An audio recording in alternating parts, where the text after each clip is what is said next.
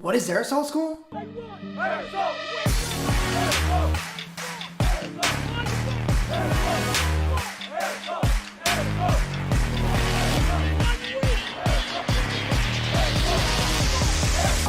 Let's talk about it.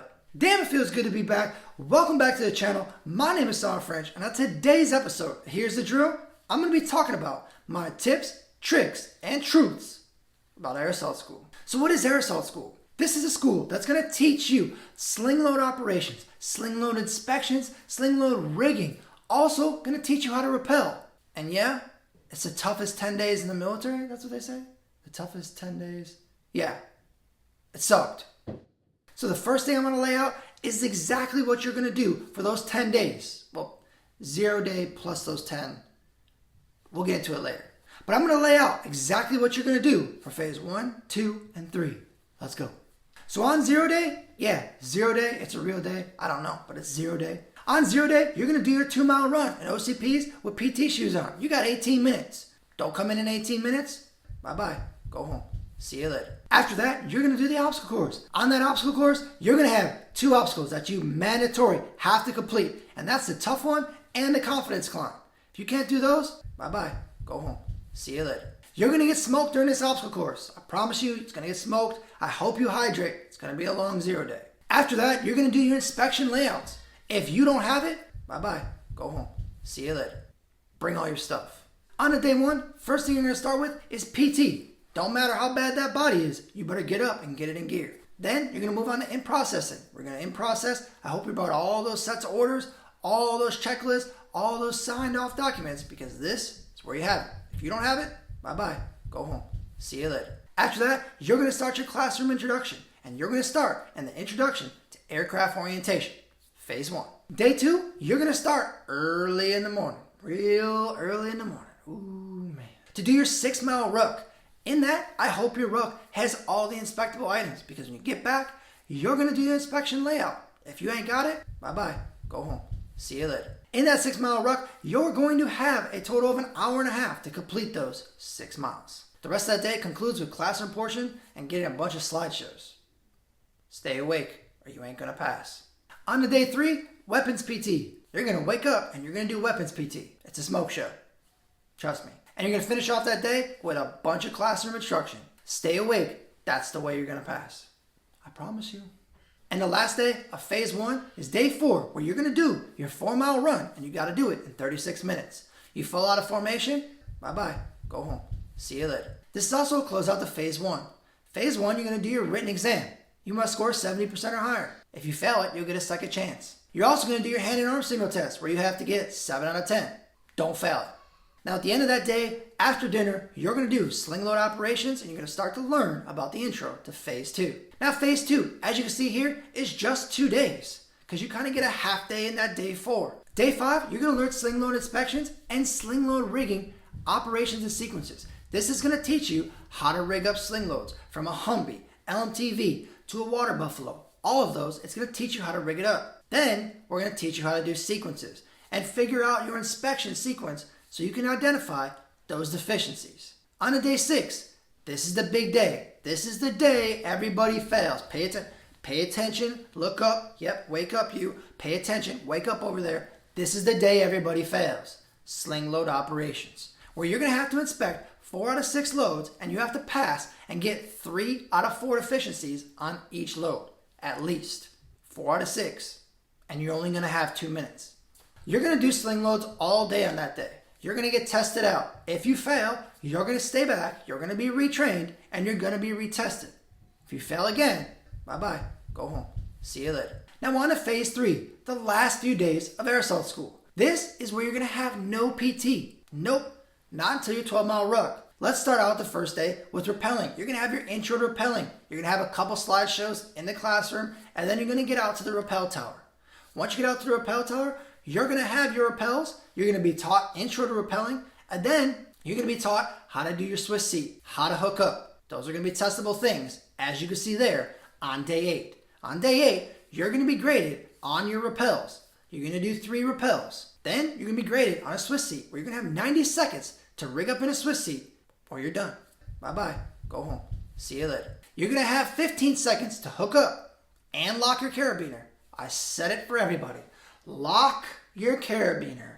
Lock it. If you don't lock it, you're going to go home. If you don't, why would you get this far? And people really go home for that. Then after those 2 long days of rappelling at the tower, you're going to move on to the one fun thing you really do in air assault school, which is day 9. You're going to rappel out of a UH-60 Blackhawk. It's pretty awesome. 90 feet AGO. You can't beat that.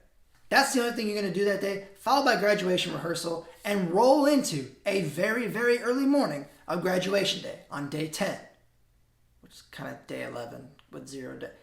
Day 10, you're going to do your ruck at a very early morning, probably 03, 02 step off for your 12-mile ruck. Once you complete that 12-mile ruck, you're going to do, yep, you guessed it, an inspection layout and make sure you have all your stuff. If you don't, bye-bye, go home. See you later. After that, you're done. You're just going to graduation at around 9, 10 o'clock, and you graduated the United States Army Air Assault School. Now I want to talk about 3 things. Train up, study, study, study, and recovery. These are my tips and tricks to you. Let's start with train up. Now for the train up, use the schedule that I just gave you. There, you can see the ebbs and flows of the physical demands of this course. Now the reason I want you to follow that train up and emulate that train up as much as possible. Starting out the obstacle course, getting smoked, 2 miles, then 2 days later, getting your 6-mile ruck in. Then 2 days later, doing your 4-mile run. If you do those in that progression, you'll see what your body can handle. If you run a 4-mile on Friday, take a week off, then do a 6-miler, take a week off, your body's not going to feel that way when you're in air assault school. You're going to be very tired and your body's going to be hurt. And then can you perform when that happens? So my tips to you for train up is to take that schedule and implement it and do it. Even if that day happens to fall on a Saturday, or you got to run a 4-mile in 36 minutes, or a 6-miler on a Sunday morning, so be it. You want to get trained up physically, that's how you do it. Now also training up for the obstacle course. If you can't climb a rope, you're going to go home. Bye-bye. Go home. See you later. I didn't say it in the beginning because you need it right now. If you can't climb a rope, you will go home. First day, 0 day. Learn the techniques of climbing a rope. Learn the techniques of climbing a rope when you're tired. That's the key. Now, tips for rucking. I taught you how to load your ruck and put that weight on the top of your shoulders and not in the bottom of your ruck. I made a video on that. Or an IG reel. TikToks. I don't know. Check it out. Now on the rucks and the timed events, you can run if you want to. You can be in first place, second place if you want to. Do it. That's fine. Beautiful. There's no awards for that. So for you, if you're going to break your body off, you just need to make sure that you pass. Don't worry about being the first place person. Just pass. That's how you're going to be successful in air assault school. If you break your body off too much, then you're broken during the week. Be smart. Now on to the second section. Study, study, study. I want you to study these 3 aircrafts and study them right now because you'll be way ahead of your peers. The first one is the LUH-72 Alpha. Study it. Know it. The second one is the UH-60 Blackhawk, the Alpha, the Mike, and the Lima model. Study all of them. And the last one is the Chinook, the CH-47, the big one. Study that one too. Now the things I want you to study on these aircrafts are just this. How many packs can it hold? The allowable cargo load. What's the weight on the hooks? How much can that bird actually lift? How much does that bird weigh? Those are things you need to know. So that way, when you get the sling loads, you know exactly what it can pick up, carry, can't pick up, don't want that, can't pick that up. You'll know.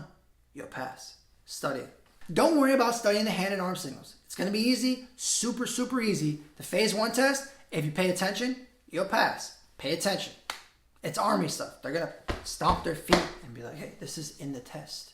Now on to the last section, recovery. This is huge for passing air assault school. The most common thing I saw throughout this entire 10-day course, 11-day course, is that people woke up the next day after 0 day and they were broken. They were walking like zombies. Yeah, I'm coming. They're walking like that because they're not taking care of their body. So whether you have a massage gun, a foam roller, Tiger Balm, whatever you're doing to take care of your body, setting alarms at night so you can wake up, roll out, massage out, get good to go, that's the key. That's how you're going to keep your body in a working condition. So that's going to do it. Go out there, and as always, dominate the day. Good to be back.